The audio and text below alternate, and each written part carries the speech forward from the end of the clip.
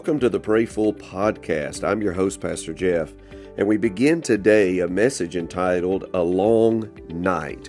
As those disciples were following Jesus' command and found themselves in the middle of a storm, they learned some very valuable lessons. The trial isn't always over as quick as we would like, but there are lessons to learn in the midst of the storm. Stay tuned, and I hope this is a blessing to you.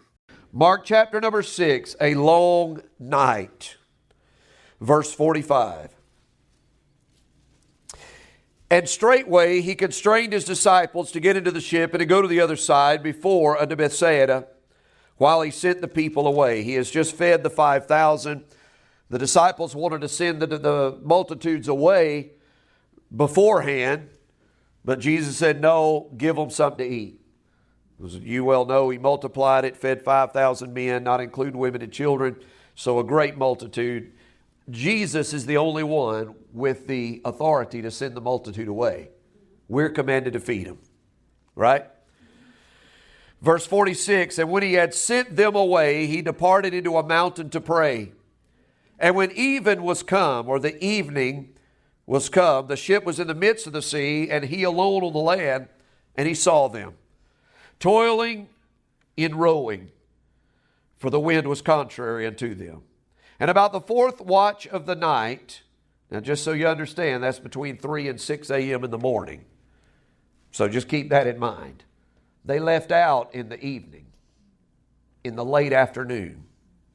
It's between 3 and 6 a.m. in the morning, and they're still stuck on that sea.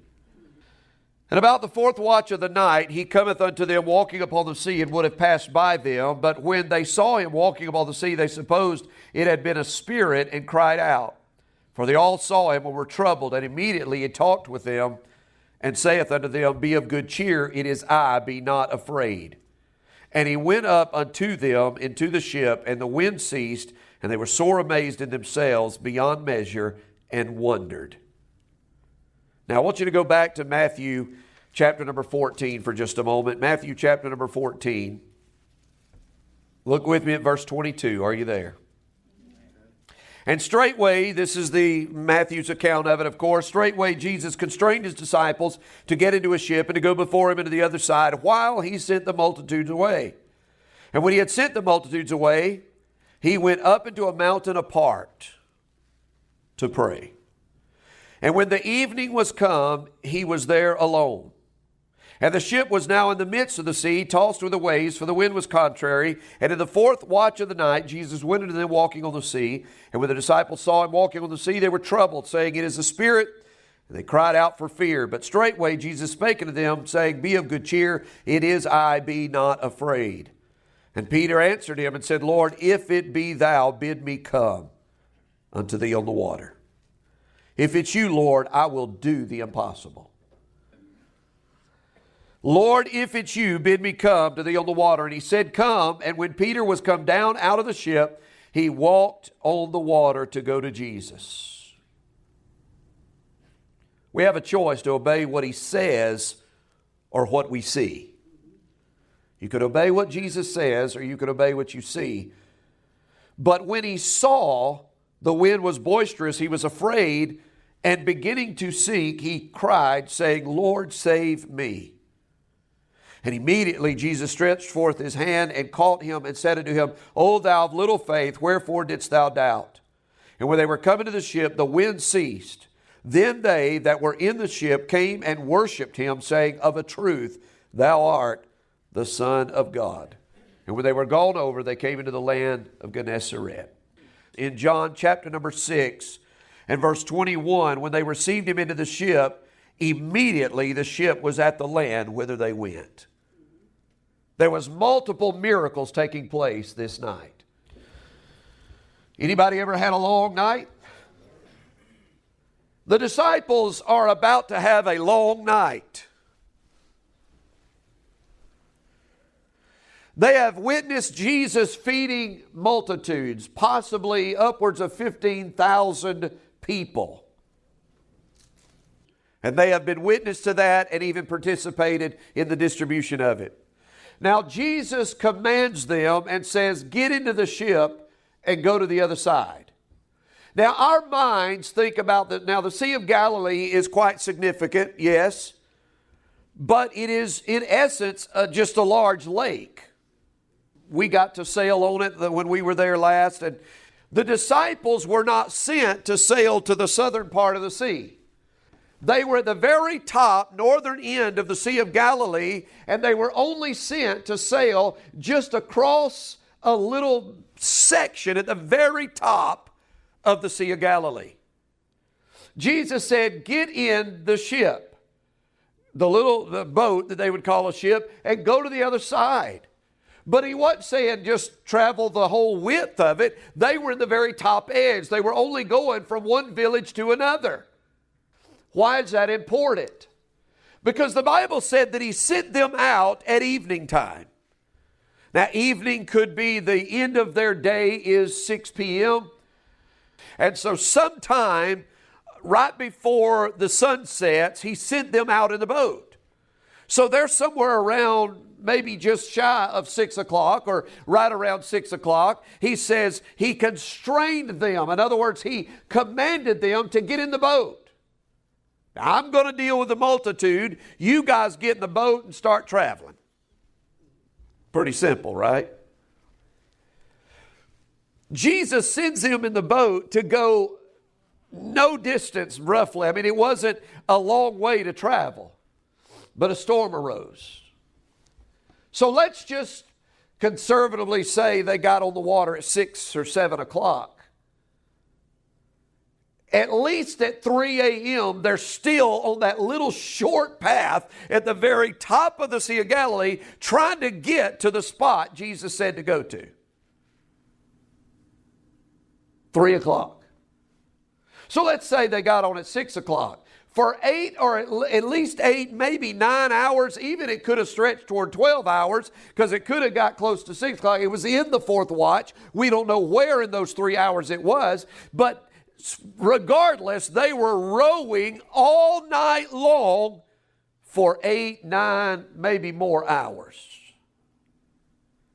I would call that a long night. Right? They're in not a large boat, and it's a sailboat, but they're able to row it, and the wind was contrary, the Bible said. You remember hearing that? You know what that means? That means the wind is trying to take them another direction. But guess what?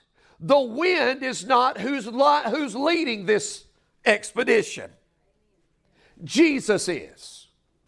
Because you see, many of you have got into a boat thinking and believing that you are following and doing what Jesus has called you to do. And you find yourself rowing and rowing and rowing, and every element seems to be against you, for the wind was contrary. And they were rowing. Now, it was like, I remember when I don't remember how old I was, quite young, in VBS or something. And I remember this coming up, and I've used it periodically, but it's a very simple way to look at praying and believing God. That if you're stuck out on a lake and it starts to storm and lightning is hitting, do you pray or do you row? You do both. You have the ability to row, but you're going to pray and trust God that the rowing is going to be effective. Right? And so they're out there. Now, Jesus has commanded to go to point B. They're at point A. That seems like an easy task. But it's only an easy task because you and I look at it in hindsight and say, man, Jesus is going to come walking to them on the water. That's not anything to worry about. But if you've been out there rowing on the sea in the middle of a storm that has lasted for 8 hours and the wind is pushing you the other direction and you're rowing just to maintain, that's a long night. And some of you in here, if I could just say before I get really deep into this message, you've been fighting the same battle for a long time. And you've been rowing because you believe and you trust God's word. And you've been rowing and rowing and rowing. And you don't seem to be making any headway. And as a matter of fact, sometimes you feel like you get pushed back. Kind of the old 1 step forward, 2 steps back sort of thing. And you feel like you're just stagnant. I can tell you I feel like that a lot of times. But I do want to say that at the end of the day, Jesus said go to point B. And I'm going to point the bow of that ship to point B. And if it takes me a year to get there, if it takes me 10 years to get there, if I got to fight till I see Jesus to get there, that's where he said to go. And I'm going to point my boat that way because I want to be obedient to God. Now, you may not think you're making progress, but if you're obeying Jesus, you're making all the progress you need. Sometimes you see, at least me, I can't speak for you, but I can speak for me, that in my analytical mind, that if I don't see the physical benefit or see the physical fruit of it, I doubt whether we're doing anything or whether what I'm doing is effective. But that's not what defines success or effectiveness in the eyes of the Lord. Absolutely not. The success in the eyes of the Lord is whether I did what I was commanded to do. Did I obey God? When God said go, did I go? When God said pray, did I pray? It doesn't matter what happens between A and B as long as I'm doing what he commanded. Oh, they're rowing. They're working. And you see, that's what's frustrating. When you feel that all the little ounce of faith you got is being applied to believe God. And you're trying to trust him. And you're trying to do what he said. And you're rowing and you're pushing and you're toiling and you're struggling. And you're doing everything you know to do. He said this, so I'm going to stand on it. It would have been easy to turn that boat some other direction. If the wind was contrary, raise that sail, go back and tell Jesus we can't make it. But they didn't do that. No, they kept rowing. Maybe the sail was torn by then. I don't know. Maybe they lowered the sail because it was a drag, but they were rowing, they were pushing. They could have easily went back the other way. The book of Hebrews says that if those children of Israel and those patriarchs and matriarchs that is defined in the Hebrews chapter number 11 had been mindful of the country they came from, they might have turned back. Let me tell you, the one thing that'll hold you up won't be the storm. It won't be the contrary winds. It won't be your fatigue in the middle of the night, but it'll be when you put your mind on something behind you and you think, it was easier where Jesus was feeding the multitude. He's back there praying. Why don't we just turn this stupid boat around? I'm tired of fighting. You see, the storm can't stop you if Jesus commanded it. The wind may be contrary, but I know, as the songwriter said, the master of the wind. You see, I don't know what the night is going to bring, but I know Jesus said we're going to the other side.